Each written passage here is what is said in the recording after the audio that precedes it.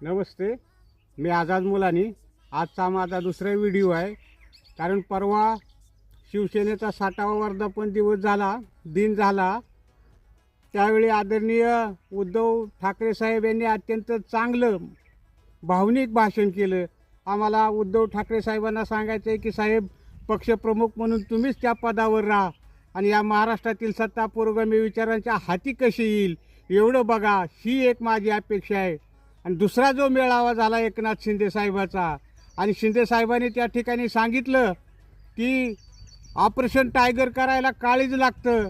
आम्हाला शिंदे साहेबांना सांगायचं आहे की ऑपरेशन टायगर करायला काळीज लागत नाही, त्याच्यासाठी पैसा लागतो. आणि हा 2 नंबरचा पैसा तुमच्याकडे आहे.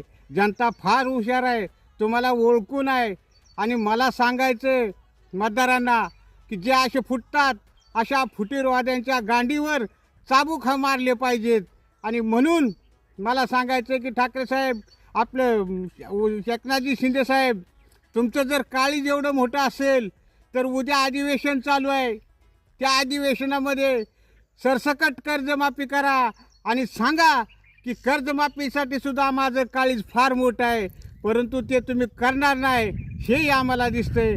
याचं कारण असं आहे की खासदार फुटीला 100 कोटी रुपये, आमदार फोडायला 50 कोटी रुपये, एखादा नगरसेवक फोडाय 25 कोटी रुपये, आमच्या लाडक्या बहिणीला 1500 रुपये, मतदाराला 500 रुपये, आणि शेतकऱ्याच्या तोंडाला मात्र पानं पुसली जातात.